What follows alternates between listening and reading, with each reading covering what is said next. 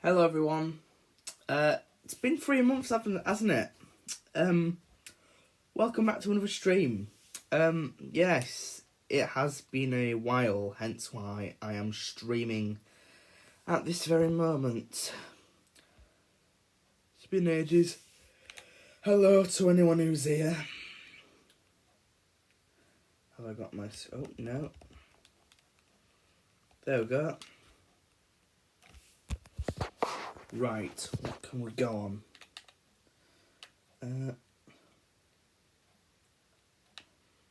Tell you what. I think I might go on here, actually. Yeah, go on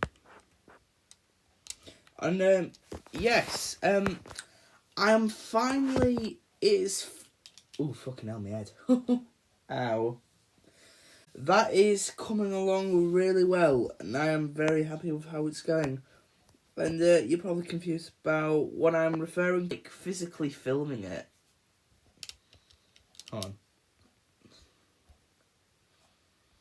Because, like, yeah, if you're, like, physically sort of filming.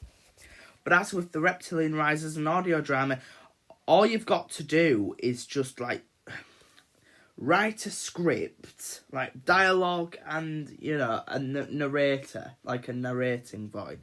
You write the narrator's dialogue and then you write, you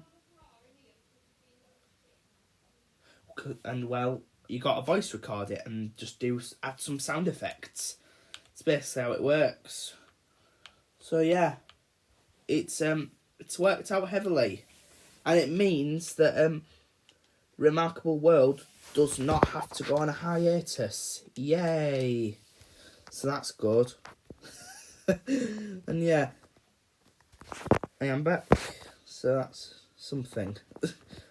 So I'm really happy with how it's going on. I'm not sure how it is. I'm not sure if it's one of those things where it's like it's moving on too fast. Like we're not spending a lot of time on we're not spending too much time on like why has he got these controversial views and why he's wanting to do what he does and all that stuff. Like we don't really focus on that sort of aspect as much. I can see from people's perspectives it'll be like we're moving on too fast here. I don't think we are. Personally, right? Because I used to have sort of right-wing views, yeah. It's kind of easy to get hypnotised by that sort of thing. And a lot of people may think, oh, a person just doesn't magically switch after seeing something a few times. That is how it works. It's how the right, like, always win. Like, they've always got this, like, sort of influentiality. I don't think that's even a word, but who gives two shits? It's a... Oh, bugger. It's a word I've made. Influentiality. I like that word. Why isn't it a word? Influentiality. It's a cool name. It's a cool word. Basically, the right has this, like, influentiality. Basically, it's like they take a real life thing and they sort of minimise it. If you get what I mean. Like, the right is always limited to, like, one perspective. Like one zoomed in, out of context perspective. Like, that's the thing, is with their viewers who are, like, super into them, they're not going to bother checking any other sources because apparently, the left are maniacs. Like, I used to believe in that stuff, guys. But now, as I've been listening to my left-leaning friends' point of view, I do see why the right is kind of is pretty dangerous to different, like, minorities. I can see that. Obviously, the right is going to mask that and say, oh, we don't discriminate against people. Obviously, they're going to minimise it and they're going to sort of take it out of context. And that's how I fell into that rabbit hole for a long time. I got deeper and deeper into the rabbit hole until I eventually saw a way out of it, and I'm out of that rabbit hole now. With Alistair, it doesn't need to be this big thing where it's like, oh, he's been denied by the people in his life, and oh, people are ashamed of him and he doesn't know. Like, that is initially how it goes, because if you have actually seen the Reptilian Rise in its full glory thus far, it'll show you that,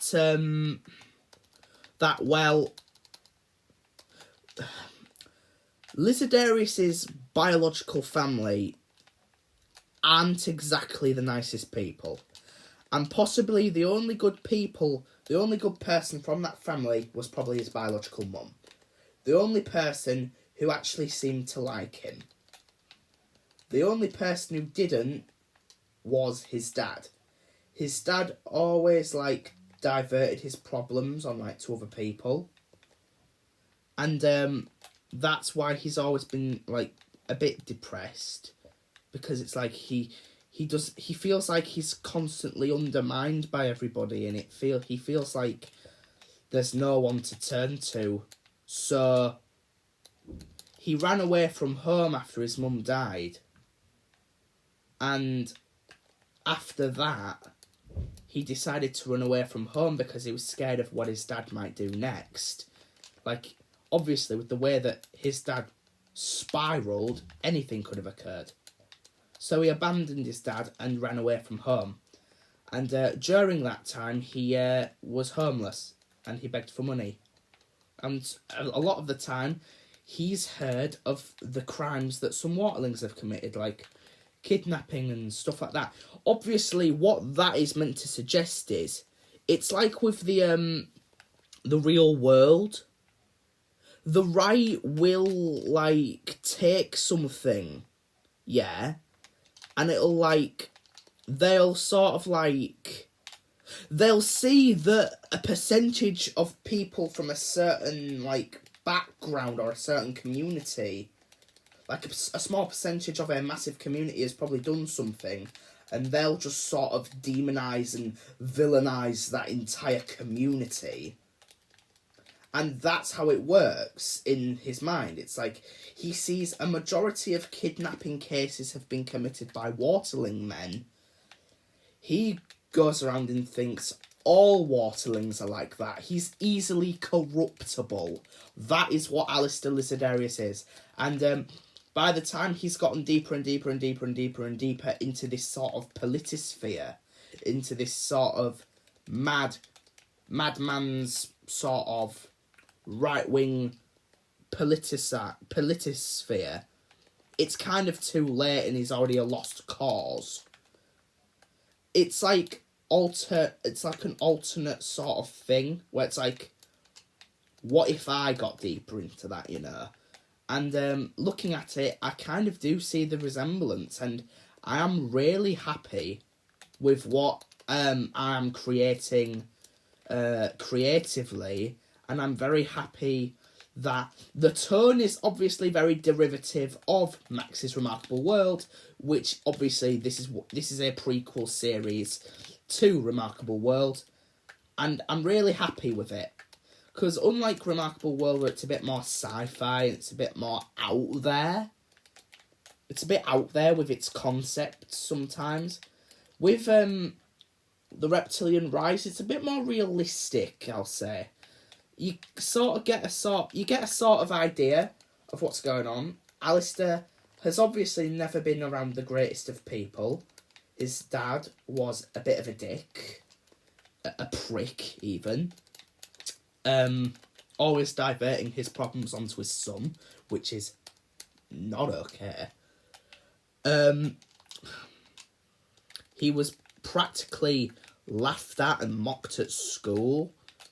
He was always consumed by media that was targeting him. Obviously, the news programme that was saying the kidnapper was presumably a Waterloo man. That they didn't obviously mean it in a way that GB News would do it by saying, oh, it's always the bloody Pakistani people who are doing all that. Also, I don't get why they do that. Why, when they mention rape gangs, why do they specifically mention it's Pakistani people? Why? You know why? Because they're trying to get a rise out of people. They're trying to sort of demonise them. They're demonising them so that the right have a target.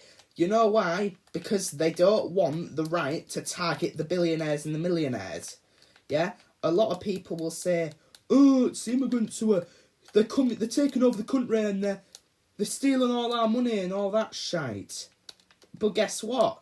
What they don't know is that the actual people, the actual villains behind this operation, are the people who are running the bloody hotels. Yeah?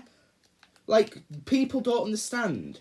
They all think, they've all been conditioned to believe that, when they come over here, border control just can't be arsed with them, so they just let them come through. No, they still get legally processed, you idiots. Legal processing takes a long time. So, they can't get a job because they've not been identified. They don't have enough money to buy a house. So they've got no other choice but to live and sleep in a hotel. Right? And it takes forever to get legally processed and to be identified so that you can actually claim asylum status in this country. People don't understand that because they've all been conditioned to believe, they're the problem, they're taking over, they're taking all our money. That's the right-wing politicians trying to divert problems onto different communities. They're demonising different people. They're basically pointing at the wrong people so that people can be distracted by them. They can get distracted by them whilst all the millionaires and the billionaires who are actually getting more of a thing from it can sort of get away, if you get what I mean. And I'm tired of these bloody politicians sucking the corporate cock. And we need to stop these billionaires from people like Elon bloody Musk. They obviously don't get taxed bloody enough because they're almost fucking trillionaires. And it's they're not being taxed enough, so they're allowed to become trillionaires. Because you know why? These bloody governments will protect businesses. They will protect the mega corporations that run this world. And with the reptilian rise, it kind of bases that. To distract... Obviously, the news outlet that Alistair was viewing wasn't a right-wing outlet. It was just reporting what was reported at the time. But obviously, Alistair took it as a way of saying, they're the villains then. And then obviously it doesn't help that there's been these anti-Waterling marches saying, we need to get rid of them, their existence is evil, they control and they hypnotise our politicians in this country. They are the pinnacle of every decision made in this country. We give them a lot of this money, but they give very little back. That is basically what these marches are saying, and people like Alistair, who are easily corruptible, are watching these they're enduring these marches and they're watching them unfold before their eyes without even realising that they are being corrupted by some fucking knobhead on the streets. That is basically what my media or my series is trying to sort of say. Is that sometimes you can't tell if something is bad because it's portrayed in a way that makes it believable, convincing. That's how the right operates. They lie to convince you. But the left, we don't need to lie. We can just tell the truth. And that's how we win. But the right has to lie and target and scapegoat other people in order to convince and in order for them to win.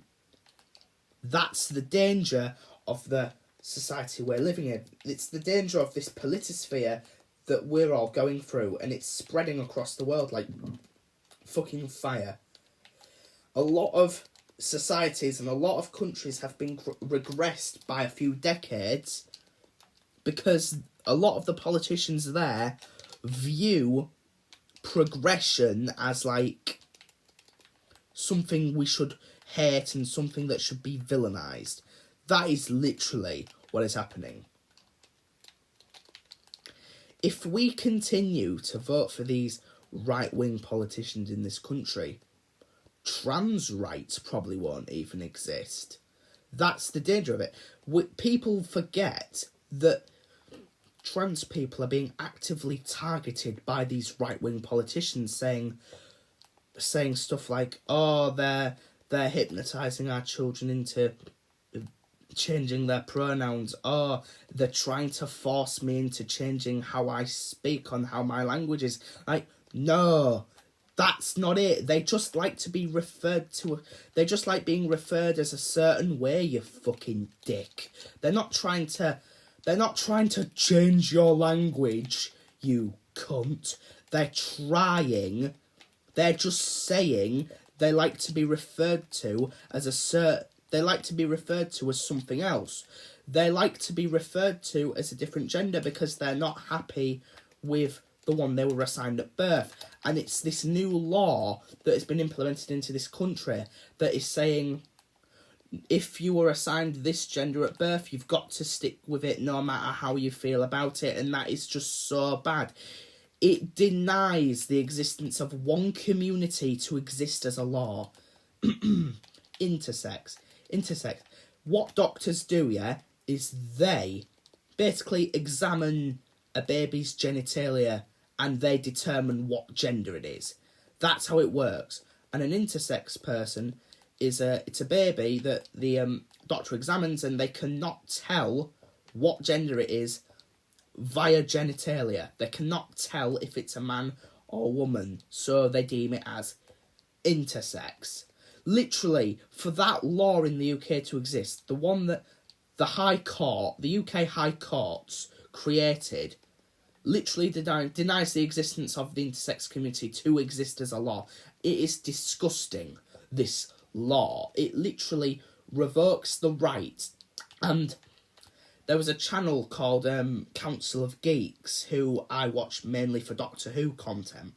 But looking at it, sometimes I look at their because the Council of Geeks channel runner is a trans woman, and basically she basically talks about trans rights sometimes and how certain people like to violate those.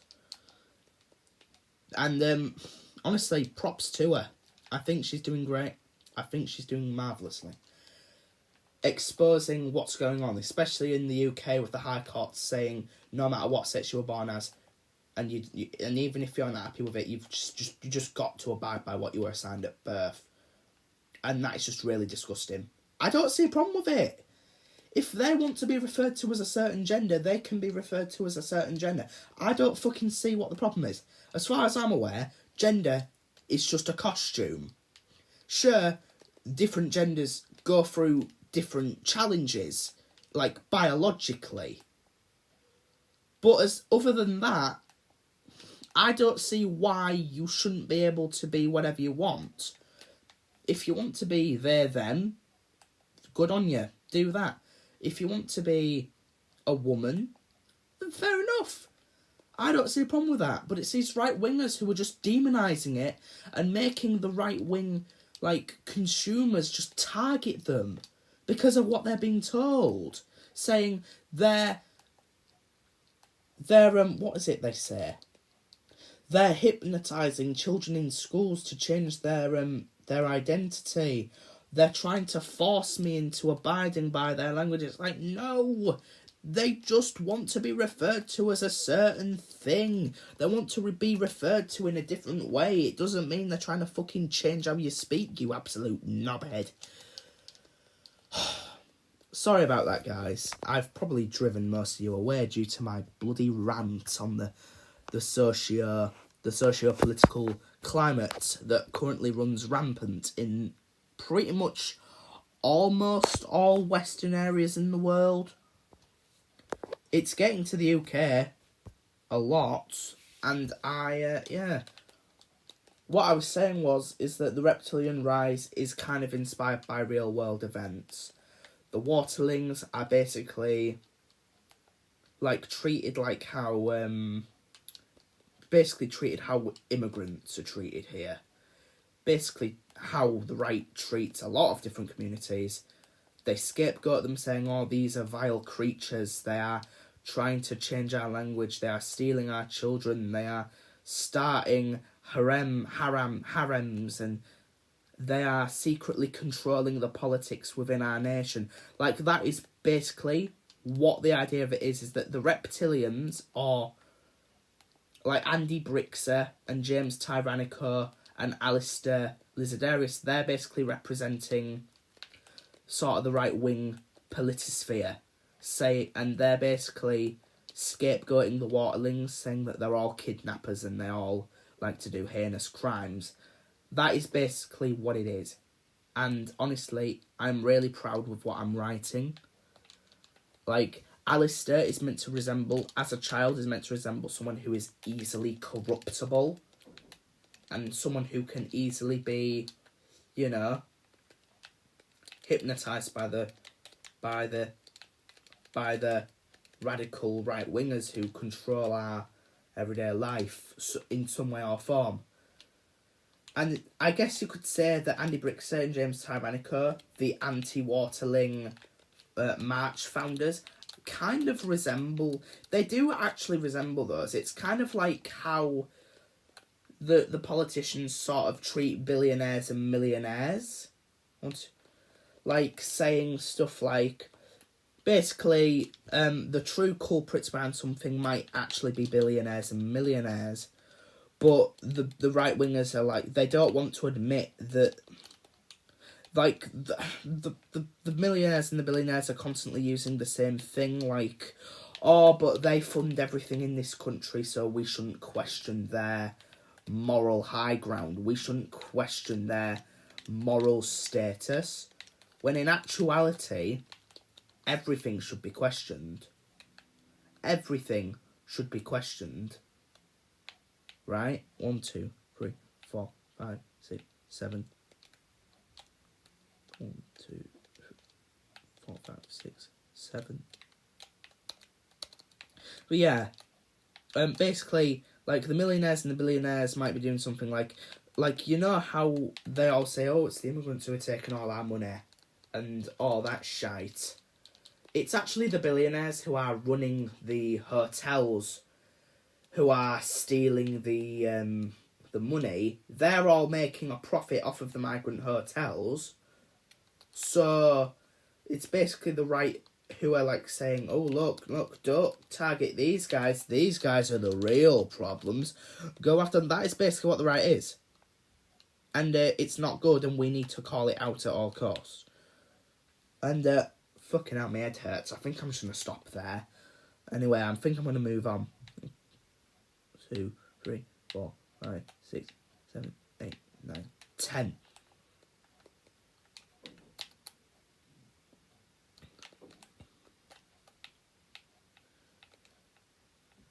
Seven, 8, 9, 10.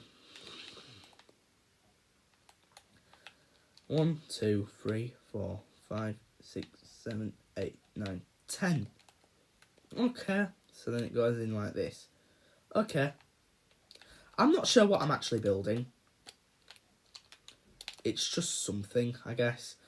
But I tell you what, I think that does look a bit cool. I'm not sure what it could be though. 1, 2, 3, 4, 5. 1, 2, 3, 4, 5, 6, 7, 6, 7, 8, 9, 10. 1, 2, 3, 4, 5, 6.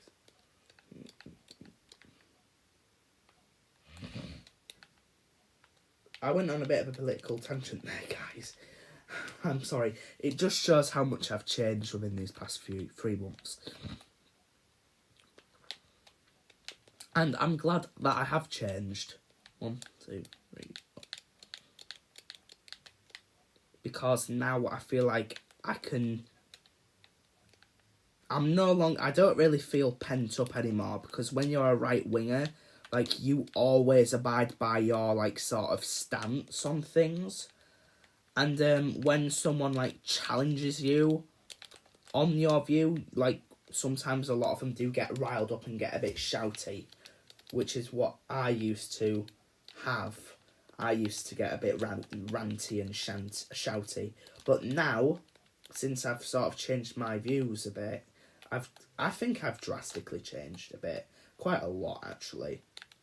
That I'm actually quite happy with what I'm doing now. And honestly, I know there will be people who still believe I'm right wing because I've not told them yet. But even if there is, because I know someone in my family, right, who is a reform counsellor. Yeah, I'm not going to name them. It's one of those things where it's like, they're a cool bloke, but it's like, obviously, with our polar opposite political spectrums, it's going to cause a bit of a thing, isn't it? And I just don't care at this point. And if they do find out that I have become sort of more left-leaning, I'm just going to say I don't give 2 shits. They'll probably say, oh, but the left's delusional and all that shit. But I'd say Reform are more delusional, personally. Personally, I'd say they're more delusional. And I'm not trying to be mean. I'm sure there are people who aren't, like, far into that. I'm sure a lot of them, like, make jokes about it, which is fine. I'm alright with jokes, right? But, like, I've got a few friends, yeah. And I'm kind of struggling at the minute because they don't know that I've become more left-leaning. I haven't told them, and I don't know if that's going to do anything in the future. It might change things a bit. I'm not sure, because I've got a friend in school, actually a few, who are very right-leaning. Yeah? Like, not the Nazi type, not the Nazi archetype, but the typical sort of reform, like, archetype. Like, they're very into it. And obviously, since I've looked at things a bit differently, and I've sort of come to terms with what I am becoming and who I have become now, I'm kind of worried that it's going to cause a bit of a sort of division within the thing. And obviously, I am still good friends with them sometimes, but I'm just kind of worried because some of the things they say to me do kind of weird me out a bit. Like, they say... Like, honestly, some of the things they say really do make me go, ugh, I don't like that. Please stop talking about that. Like, there was a thing a while ago, yeah? Right, I'm not gonna... Basically, there was something a while ago where something was said, like... It was in school, yeah? And it was home time, so I was waiting outside, waiting to be called to my taxi, yeah? And I don't hate this person. This person is alright, but it's just what they said, it just threw me off a bit. And obviously, it's not like they would know, it's not their fault, because if they knew that I was left-wing, they probably wouldn't constantly come up to me and say all this. Because I used to be a very right-wing guy as well. So, of course, they'd feel comfortable expressing their views around me, because I used to be right-leaning. But now I've obviously come around, I haven't told them, which will cause a bit of a thing, which I'm not sure if it will cause a bit of a thing. They might just go, oh, alright then. But a lot of people do get a bit mad when people's views are very opposite to theirs. And it's scary, because a lot of things are run on fear and hate and anger. And that is scary. Basically what they said was, typical British weather, innit, Max? Basically because it was raining. So I said, oh yeah, true. And then it was what they said that really sort of made me... Ugh. They said the immigrants make it worse. And I thought that was really questionable. Obviously, this person does mean well. It's just... What I mean is, yeah, it's like... It can be the way things are put that sort of make them sound questionable. Obviously, I was there thinking in my mind, thinking, come on, people can't control the bloody weather. That's what I was thinking, but it was just... And there is also this weird thing with the people who come in on boats. Hiya, Luke. Basically, there's this weird thing, yeah, where it seems with the people who are coming over on boats are obviously foreign and they're obviously from Middle Eastern heritage, a lot of them, or even African heritage, some of them. And my friend, yeah, how's it been, Max? It's been a long while. I'm doing alright, thanks, Luke. Basically, they said, yeah, it had been a while. They are alright, but it's just sometimes what they say that really I do not agree with. Basically, they say stuff like, oh, they're coming over and they want to replace our food with curry. Ooh. And it's like, oh, for fuck's sake. And it's like, oh, for Christ's sake, not this again. Oh, they want to replace fish and chips with with chicken tikka masala. Like, please, no, that they're not here. Oh, for Christ's sake. And this is where curry, it's like, it kind of rubs me the wrong way. Obviously, they don't know that I've changed my stance on stuff. But it just makes me go, right, okay. Like, it kind of makes me, you know, ugh. And it's like, a lot of things are demonised. Like, there could be, like, there's, like, a massive majority of them who come over, like, probably every week, right? And there's a lot of them here, like, thousands, maybe millions at this point. Basically, a small percentage of them do bad things. But what we all need to know is that everyone does bad things, not just one certain community. Everyone... a percentage of every community does something bad. Like, it's really annoying because it's probably only like a small percentage of them who do those heinous crimes. But then the right will be like, oh, they're all like this, we need to send them all back. And it's like, no. Not all of them are like that. It is really sad to see that just because a small percentage of people did something bad, all of a sudden that they just tar that community under the same brush. Yeah, that's fine, Luke, I can do that. But yeah, it's like, just because a small percentage of people do it doesn't mean they're all like that. That's what we all need to understand. And we need to spread more awareness. We need to, you know... It's like, just because a small amount of them do it, doesn't mean all of them bloody do it. Hence why people like Layla Cunningham are always saying, oh, we need to stop the Pakistani rape gangs. Because they see a percentage of different, like, mixed heritage or, you know, mixed heritage people are probably doing something like that, like a small percentage. And then all of a sudden they'll be like, oh, they're all doing this, we all need to deport these Pakistani people who are in gangs and who are doing these heinous things to little girls. And it's like, what if it was a British bloke, right? And this is the bias in media, guys. Media is very biased. When it's a British guy who does it, all of a sudden the media goes quiet. But when it's a person of mixed race, a person of race, or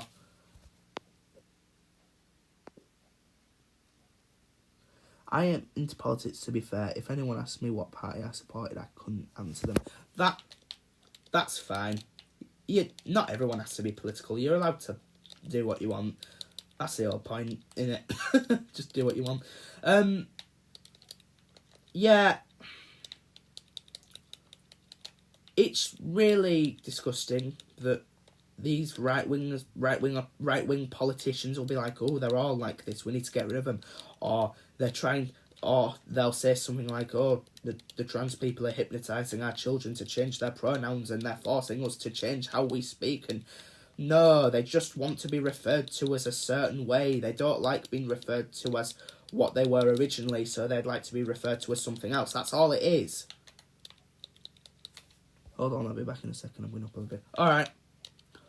Like, honestly, that is disgusting. Sometimes they even say stuff that didn't happen. Like, at one time, the Reformers said that the immigrants were eating swans, which clearly wasn't fucking true. It's hilarious. Because the whole thing when Trump said they're eating the dogs, they're eating the cats, that was clearly a bloody lie. But that worked, and it makes me laugh. Because Reform are obviously Trump cocksuckers. They tried to do the same thing by saying, oh, they're eating the swans, but it fucking failed immediately because Westminster came out and said, that's a disproven fact. You are deliberately spreading misinformation. It's just so fucking hilarious to see. Like, they immediately got disproven. It's hilarious. How come Trump didn't get disproven by the bloody high courts or the senators? But instead, they just allowed him to have that. It's just fucking hilarious. It's hilarity. But honestly, I am going to stop talking about that now because my head is fucking frying. And you know what I might do? I might go get some fucking paracetamols in a minute. Because I fucking need them. But anyway, I'm not sure what this is. I'm back. Hello. Okay, so I'm just going to finish off this little thing. I think it looks really cool. It's like a little, not a shrine, but it's a cool little thing. Do you want to know what the film's about? Yeah, that'd be cool. What's it about, Luke?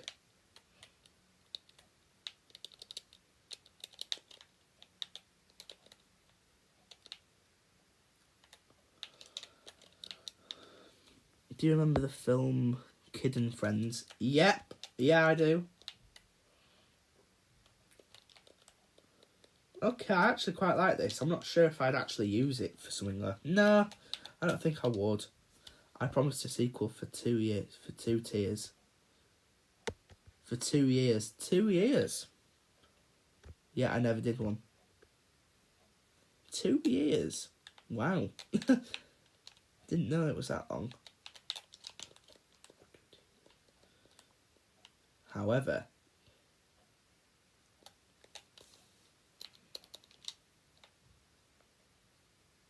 in April I finally made one. Nice.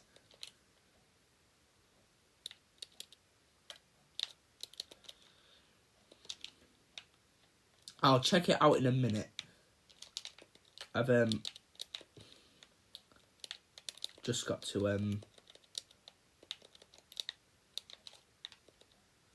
but I'm just gonna quickly do this.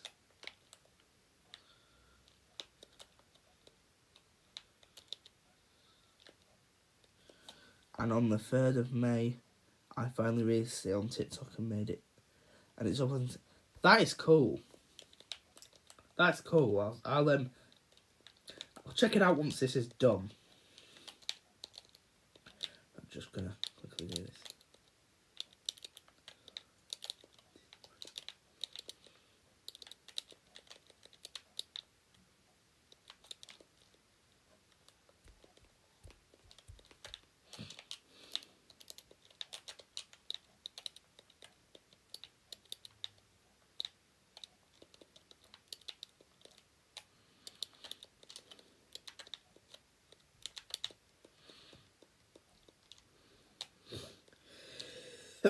Ah, bless me. It's probably the funniest one I've ever done. Oh, I can't wait.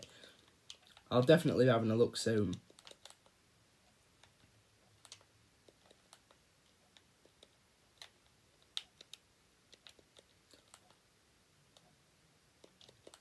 So, okay, I actually don't mind this. I actually think that's quite cool. Not sure what I don't think I'd actually use it. It could be a shrine of some sort, actually. Actually, let me think. What could it be? Actually, we didn't even lock in when we pissed about the entire time.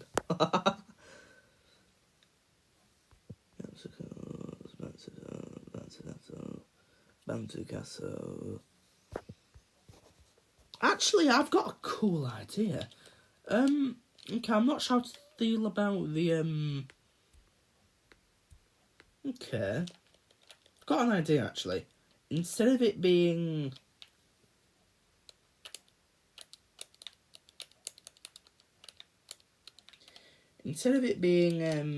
like this... What if it was like a temple? Not like a temple... Not a temple that looks like a bloody pyramid. I mean like just a temple. Do you remember the park where I filmed some of my scenes? Oh, yeah. I'm thinking of making this into a temple, so these can be like corridors instead. So, I'm not sure. Ooh, yeah. Actually, right.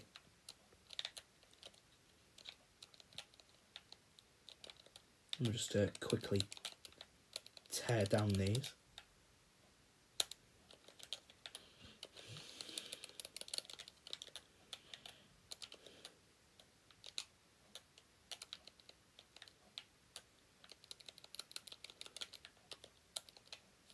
This movie is the last ever film where some scenes are at the park.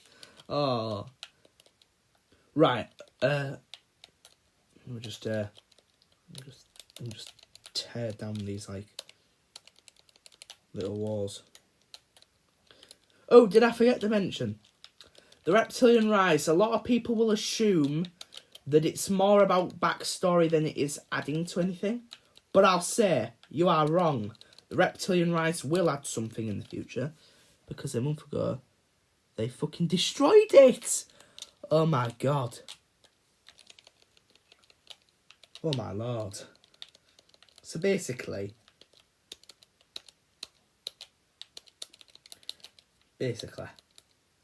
yeah. It will add something. It'll add something to Lizard. Lizardarius is going to go through a character arc after this. Like, basically, character reflection. They're looking... It's like, basically a way of saying, oh, they're looking at... They're reflecting on their actions and stuff, and they look at what they've done, and basically it's almost like a character arc, where it's like, he looks at what he's done, he sort of does like this... It's a character reflection. I'm glad to be back. I missed these lives. That's nice. Oh, my head. My head. Right, I'll destroy this. I'll go and make a brew. And then I'll come back to this. Because, fucking hell, I need some bloody paracetamol. Fucking hell, my head is booming. Right. Let me just annihilate this wall. Right, I'll be right. Oh, hold on, actually. Before I actually go for go and get a brew, I just need to quickly... Right. I'll just turn it there. Now I'm going to make a brew.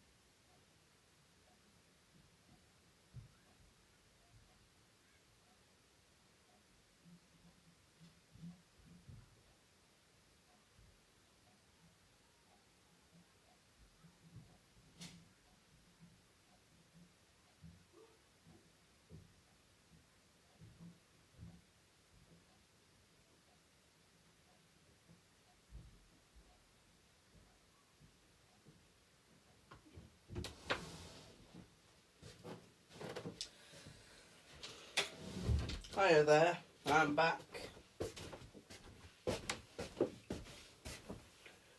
Right then, I'm back and ready.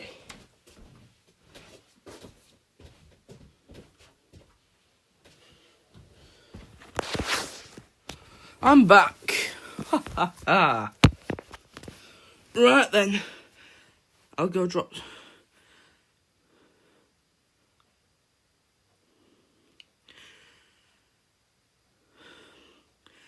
Hello there, Ethan.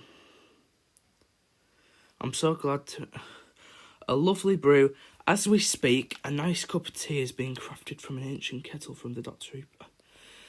What? Oh, fucking hell, that thing. I deleted it. For all good reason. I thought it was bad. And,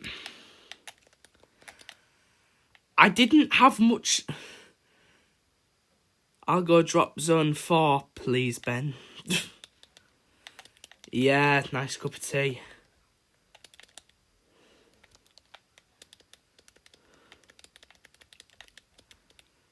I loved that series. Oh, God.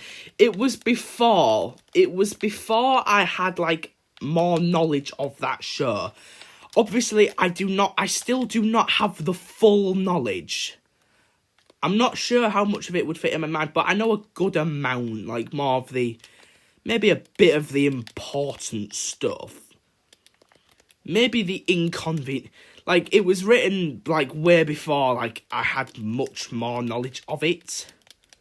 Obviously I've got more knowledge of it now, but even if that were the case, I wouldn't bring it back. Because it's just badly done. It was only one man anyway. No, not Tipping Point.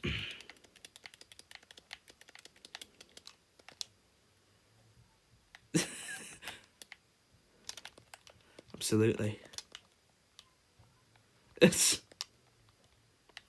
Right, anyway.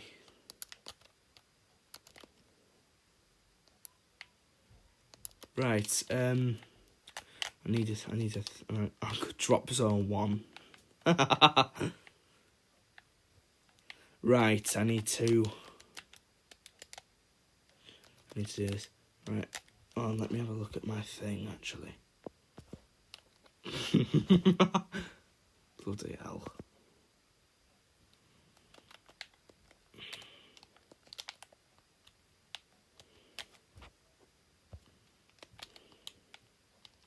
Right, okay. Nearly done.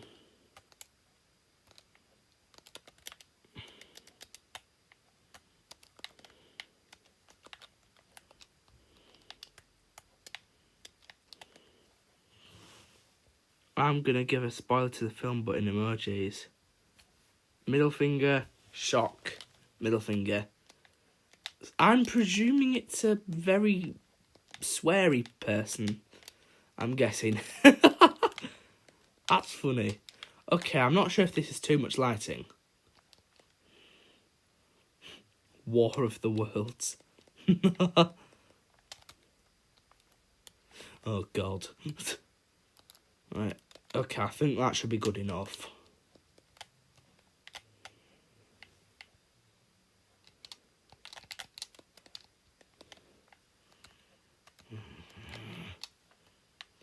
Right, okay.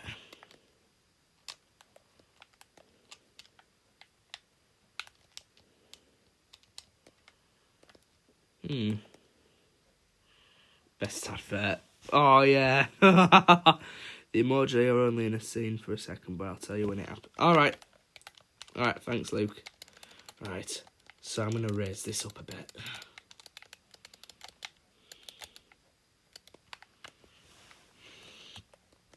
Right. Unless... Oh, shite.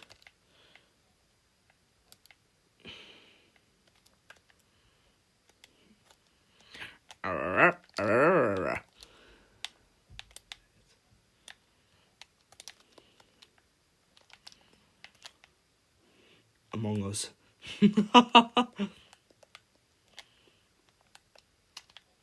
Okay, I like the way it looks so far. Right.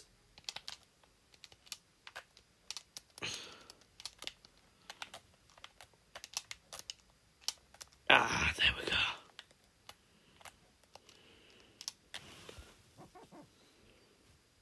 How the fuck did they get Randall Park in that?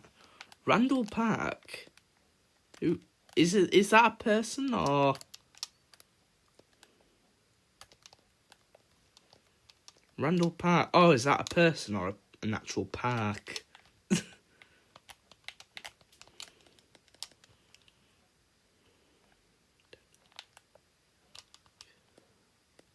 Right, okay.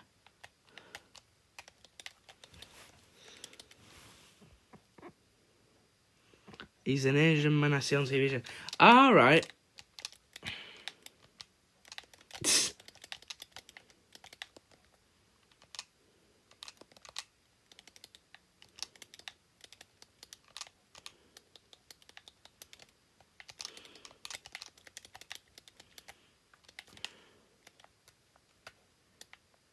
Okay.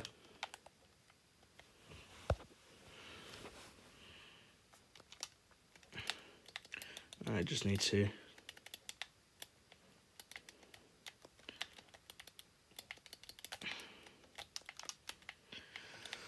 Oh, dear.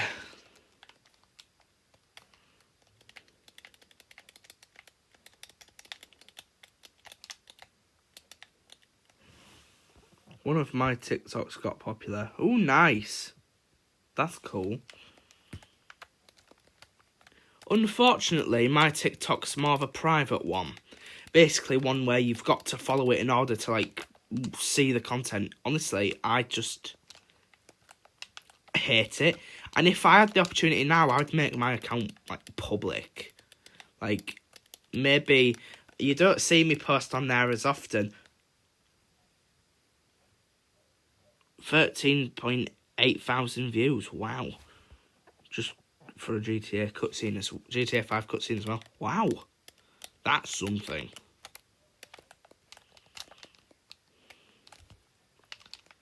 Yeah, that is something.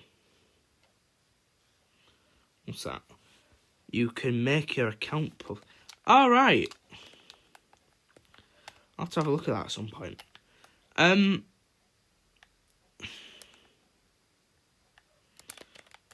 Yeah, I see what you mean, actually. Oh, wait, let me see if this is accurate. Is this accurate? Yeah, yep, it's accurate. Jesus Christ. Oh my god, guys, is it accurate? Bloody hell. Right. I don't really use TikTok anyway. I mainly use YouTube as my primary platform, even though I don't really get anything from it as much anymore. I do it for, like, the pure enjoyment of it. Like, I've got, like, so many ideas that I want to come to fruition. Sure, I might not get, like, any, like, sort of recognition from it as much these days, but I've got many ideas that I've just like, honestly, I don't really care if I get any new subscribers. You do get new memes quicker, though. Yeah. Personally, I do it just for the sake of expressing my ideas. Sharing what I've written, which is exactly what I'm doing with the Reptilian Rise and Remarkable World. You do get new memes quicker. Oh, you mean memes on me? Oh, are you on about memes about me or memes on, like, other things? Because I have been memed a bit sometimes.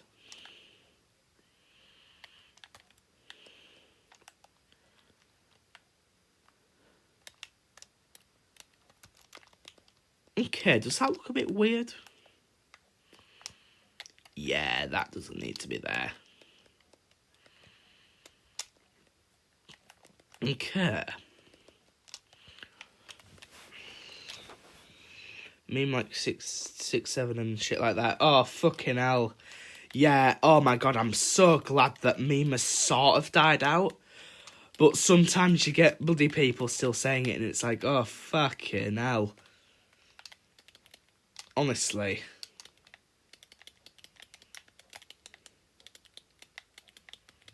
Have you ever had that before, where it's like, you're trying to, like, listen to, like... Basically, you're trying to listen, right, to maybe the teacher for, like, work, or you're trying to, like, listen to them for, like, on certain stuff because, well, you've got to, or else you're not going to fucking know what to do, are you? So basically, I do that sometimes. Have you ever had those, like, classmates? I mean, there might even be your friends, which is fine, which, obviously, sometimes those people are... my friends as well, but sometimes they're a bit loud and obnoxious. And it's kind of annoying, sometimes. Like, sometimes they shout stuff like, oh, really? Oh, really? And it's like, please shut the fuck up. I'm trying to listen here, mate. And you're just being an absolute dick by making a bunch of fucking noise.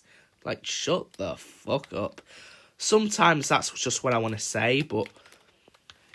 It's what I think, but it's not what I necessarily say.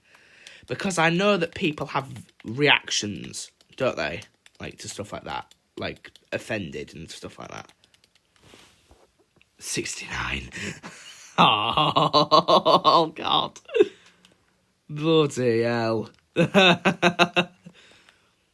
Honestly, yeah. Good friends and all that, and they mean well. But sometimes... a bit annoying and out of place, you know what I mean? But that's just me, and it's how my brain operates, innit? 69, 69, 69. Oh, bloody hell, mate. Oh, fucking hell. Right, okay. I'm heading back in to do the temple. I get what it means as well. I know what it means too.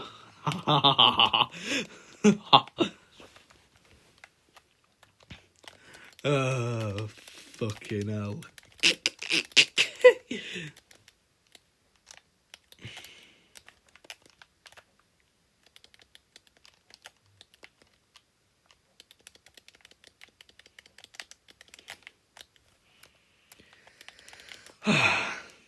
There we go.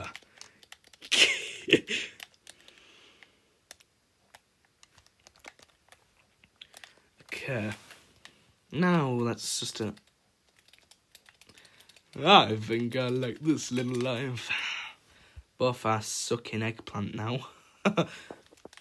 Who's sucking eggplant?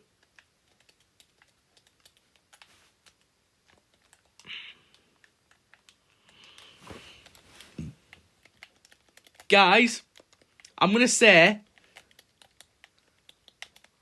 all the time I'm going to say about episode 3 of The Reptilian Rise, aka The Reptilian you're on about the meaning.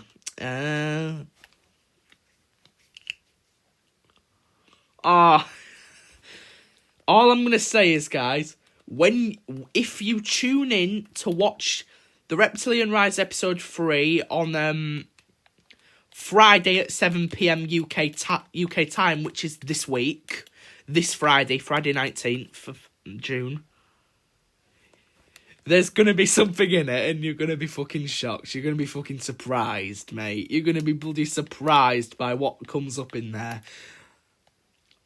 Oh, it's so fucking hilarious. I enjoyed voice recording it as well, and it's even editing over it, it's just so fucking it's just so fucking hilarious. It's bloody marvellous, mate, honestly.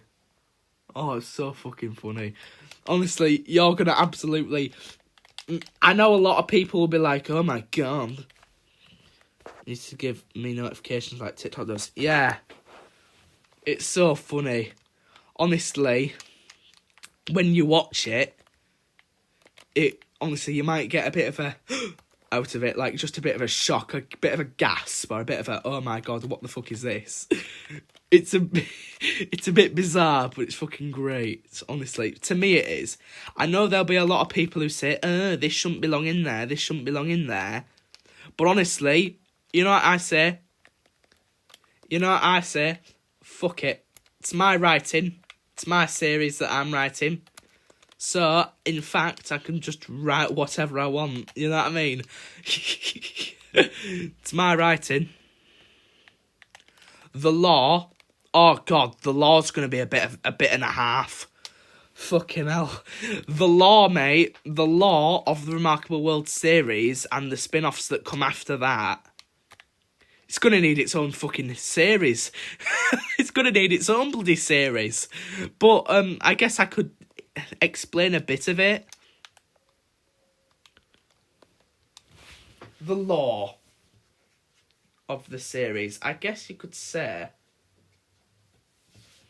Obviously, I don't want to explain the entire law. Obviously, I'd like to explain the important law, but like a lot of the law. Fuck a series, a whole movie saga. Basically, not all of the law and all the information has sort of come out yet. A lot of that is still a mystery. Maybe, like, with stuff like Villain Arc, for instance, if you if you watched Remarkable World 2 Cost of the Multiverse a lot of the way through, you'll know that in a Bob Toad's universe, there is a corporation that had recently just started up called Villain Arc. And basically there are going to be subtle hints of what their actual intentions are. But you will find out who they are eventually. And the more important thing that I'm focusing on with Villain Arc is who actually runs it. Who runs Villain Arc. The only thing we know is that the person who runs it, they give themselves the name of the Superior One, but we don't actually know who it is. The Superior One is just a title. We don't know their name. Which, honestly, I'm really excited about the Villain Arc stuff. Remarkable World Law movies 1, 2, 3, 4, 5, 6, 7, 8, 9, 10, 11, 12, 13, 14, box set. Bloody hell. I mean, the law's not that hard to explain. Like, with the Reptilian Rise... Kim Jong-un. I'm assuming by the end of the Reptilian Rise, which is episode 7, the final frontier, you will sort of get an idea of what Reptil is and what it becomes. Honestly, you will be surprised. The twist will just be... mwah. It's going to be fucking miraculous. I cannot wait. Jim Gong-goon is the Jim Gong-goon is the superior one. Bloody hell. Jim Gong-goon. Bloody hell, who knows who the superior one is? The superior one might not even be real. They might not even be from Remarkable World's reality. Who knows? They might originate from there, or they might even come from a different existence entirely. Who knows? Anything is possible, guys. The only thing we know is that they give themselves the title of the Superior One. It's a title and it's a name they hide behind to hide their identity. Who is it? No one knows. What am I even building? No idea. It's something, that's for sure. I'm not sure. There, Elf on the Shelf.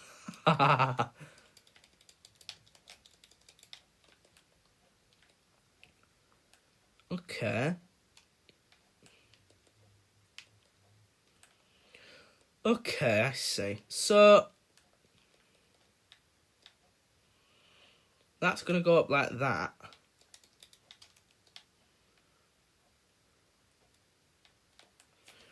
I'm going to check my upload. Be right back. Alright, Luke.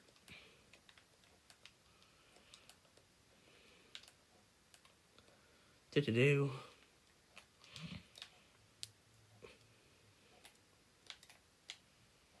It's meant to be, I'm guessing it's some sort of, like, temple thing. Like, there's all these different, like, corridors, and they all, like, lead to this, like, big sort of central area. I guess that's, like, the idea. It's not really based on anything. It's just something I've built, to be fair. But, yeah. So, these are the little corridors. It's at 71%. That's cool. That's cool. Okay, so this is the only one that needs doing then.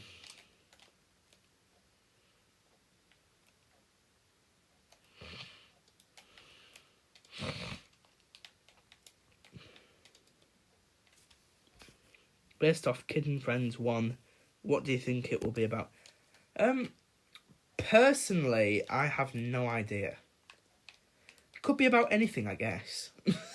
Well, that's obvious, but yeah, I do personally have no idea. I'm going to come off there now, and I'm going to go on something like on here, or something, I don't know.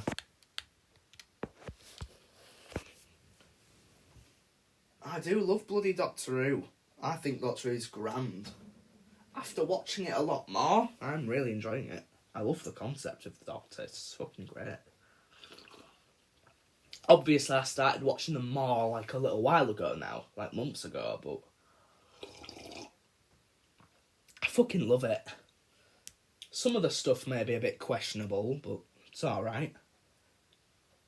Can we watch The Quest of Food? The Quest for Food. We can do soon, yeah. Lovely. I'm just gonna try out a bit of this. I'm just gonna try out a bit of this first.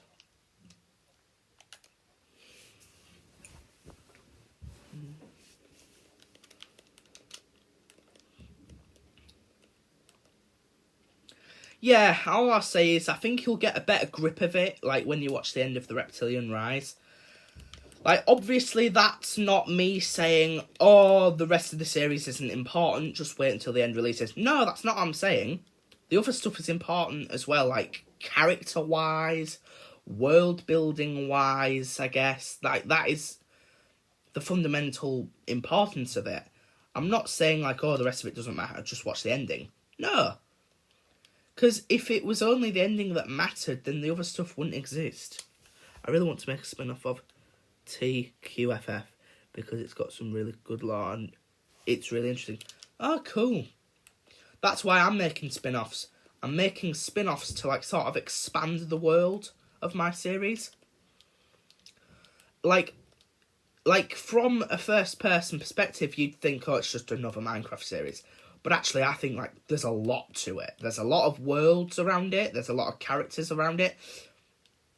Character, I'd say, is very fundamental to the world of Remarkable World.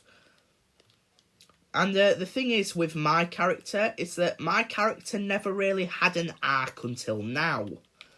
My character has always been, like, just a faceless, personalityless persona who is, like, always there.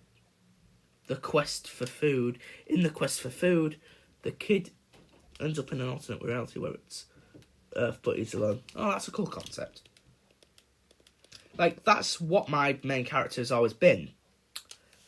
Everyone on Earth vanished. That is a cool concept. I actually quite like that. I dig it. My problem with my character is that he never really had an arc. Like, my character, Max, has always been, like, a sort of personalityless, faceless persona that's always there to, like, stop whatever Lizardarius or whatever evil threat is doing. But in stuff like episode 200 times changed and back to reality, like in episodes like Back to Reality, episode 201, you sort of grasp, you sort of cling on to something. You don't get a grasp of the whole thing, but you get a sort of idea of why he discovered Remarkable World in the first place, which I think's very valid. I made a villain in my Neon City world. Oh, cool. Yeah, it was always the thing with Max, my character. It's that everyone else, such as Leo and Fred and Lord Lizardarius, they always had their own little things going on, but Max was just faceless, and he was only the one-dimensional, personalityless hero who always somehow succeeded in stopping the villains. That's always usually the case, but at least now you sort of get an idea of what my character is. Remarkable World I'll explain episode 200 and episode 201. El Poncho and Jeffrey Blockstein.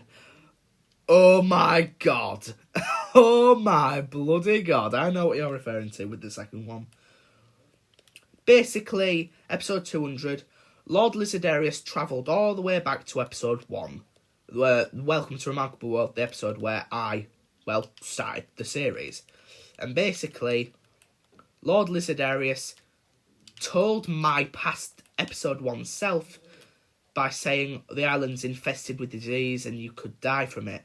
So my characters are obviously like, oh my god, I don't want to die of disease, I'm leaving. So he does that. And due to Max leaving, that obviously disrupts the future timeline. If Max never started building there, then the future of Remarkable World is imminent. The second one has a special island where all the kids get kidnapped and brought to. Oh my flipping god. Yep. Sounds very familiar indeed. So basically, it disrupts the timeline, the future timeline saying, if Max obviously never started building there, the Remarkable World's future never begun. It all depends on Max finding and living on the island where Remarkable World's future properly comes to fruition. And obviously Lizardarius making him leave the island obviously will disrupt that timeline. So everything in the future vanishes. I revert back to my old Luigi skin. And basically I place down a boat and I return to my old village. The village is called... I got accused by my friend of being on the island, by the way. Oh, God. So basically, yeah, that causes a disruption. The past Max, or the alternative Max, how let's call him, goes back to Humania, his home village.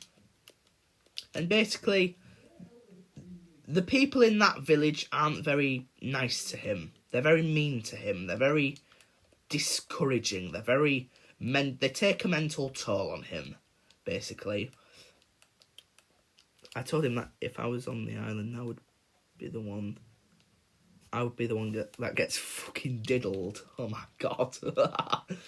So basically, we get a bit more insight into where Max comes from, because we never actually got that information before of where he came from or why he even founded Remarkable World in the first place.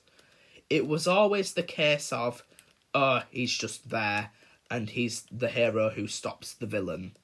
That's basically it. But now with episode 201, you get more of a thing to hold on to. They wouldn't kidnap a chubby little bastard like me. Oh, God. So, yeah, basically,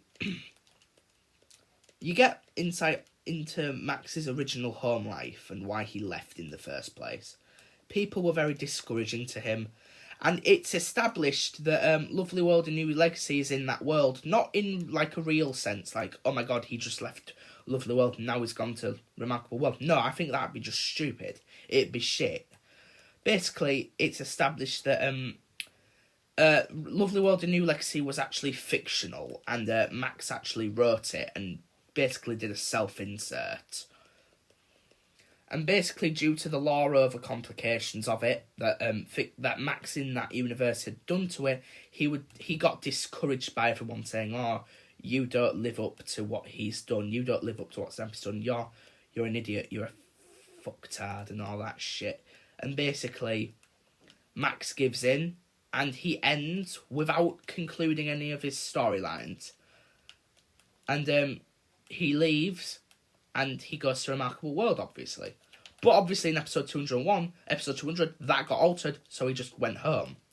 And he continued to be harassed by most of the people in his village, saying, "Your books amount to nothing, you're worthless, that shit." And then outside of his house, there's a bloke, and there's this thing called the What If Well, where basically, if you look into the well, you can see an alternate reality, an alternate universe of the universe you're living in, and how you could be living instead of how you actually are. Max looks in there and discovers the life he could have had, and then he sees Lizardarius in there, aka the guy who told him the island was filled with disease, and realises that he was lying so that Max could be gotten off the island. So he sneaks over to the island and realises that it's been occupied by Lizardarius and it's been like sort of boarded off from the rest of the world. He sneaks into Lizardarius' house and discovers that a prisoner is held there. Denny the Waterling. May I ask that we watch another one I am uploading after, please? It's also quite fun. Yeah. So basically, I discover that he's got a Waterling prisoner called Denny, and basically he sort of tells me glimpses of the Critter War and glimpses of what the reptilians have done, saying that I'm from a place called Waterous and my people were killed by the tyrannical... They were killed by the tyrannical reptilians, and he's one of the last of his kind. So basically it's revealed that the reptilians are tyrannical and sort of like fascist beings. And then basically Max steals Lizardarius' timeline, travels back to episode 1 before Lizardarius altered everything. Max gets into a little battle. Lizardarius travels back to the future where he's from, and basically time is altered and time is back to normal. I have a video idea for you. Oh, what is it, Luke? I'd be interested to hear. Despite already having a plan for what I want in the future, I'm very willing to hear interpretations from other people. So yeah.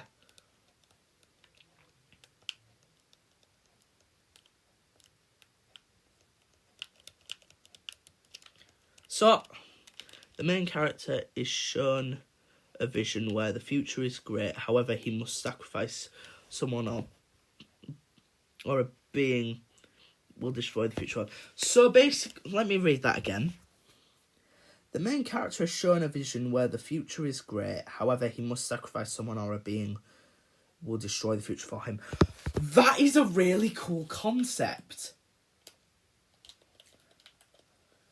There was this thing in Infinity War. Thanos. I mean, I know a lot of people will probably not be in... I'm not really that into Marvel. Not really. But I remember that. Thanos obviously adopted this girl many years ago on a planet he destroyed. A girl called Gamora, who is the green woman from the Guardians of the Galaxy. And basically, well, he adopted her. And obviously she grew up under Thanos' thumb. And basically, obviously Thanos is power hungry in those movies and is after the Infinity Stones so that he can destroy all of reality, deatomize everything, destroy half of the universe, and sort of, I guess, take it for himself. There's an Infinity Stone that he goes to pick up. I'm not sure what it's actually called, but it's when him and Gamora go to like this little edge thing. Basically, I'll read your thing in a second, Luke. I just need to think. They travel to this edge where basically the Infinity Stone is there, but the Guardian or the person on that edge says, in order for you to claim this stone, you've got to sacrifice somebody you love. Sacrifice someone or something you love in order to claim the stone. Thanos picks up Gamora and throws her off the edge. That is brutal, but it shows. The idea of that, in order to have this thing, you've got to sacrifice something you love in order to have it. That is a brutal concept, but I'm here for that. That is just... holy shit. That is character-driven central. It's basically your future for the world will be great. However, if you don't give something out, I will destroy your universe and ruin the future. That is a cool idea. But I do appreciate your idea, and I think that's a really cool idea. It's like, the future will be magnificent, but you've got to sacrifice something you love, or else I will destroy that future for you, and it will be disgusting and it'll be horrible. I love that concept. I think it's like a great plot itself. That would probably work as a finale as well. A finale where basically saying, you can continue to live out this future, you can live this perfect future, but you've got to sacrifice something. And if you don't sacrifice something for this future, then your world's just going to turn to shit. That's a great finale concept, I can't lie. It's like Max can either choose the world or the people he loves, and maybe in the end it's like he doesn't choose the world. He'd rather have his friends still be alive. Which, I think that's a cool concept, but I've already decided that. Spin-off idea. What if the world did turn to shit? Oh my god! Really cool concept, though. Even though I have already planned the idea for that. I've already planned most of my stuff, and I've also even planned the finale on how that's going to end. And I think I'm really happy with my finale, but your idea of a plot is actually really cool. That could be, like, character-driven, like, central. That is a cool... It challenges the characters. Like, that's what I like.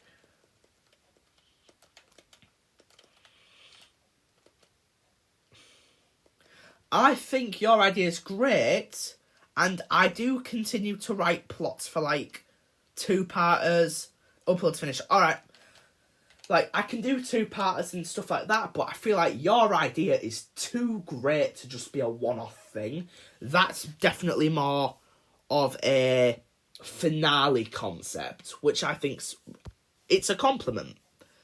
Like, it challenges their morals, which is what I like. It challenges the characters, which I like. And it's like, you can have this, but you got to get rid of this, which I actually quite like. But I've already got my thing planned out. Thank you for your interpretation, but I have already got an idea of on what I'm going to do. Right, really quickly.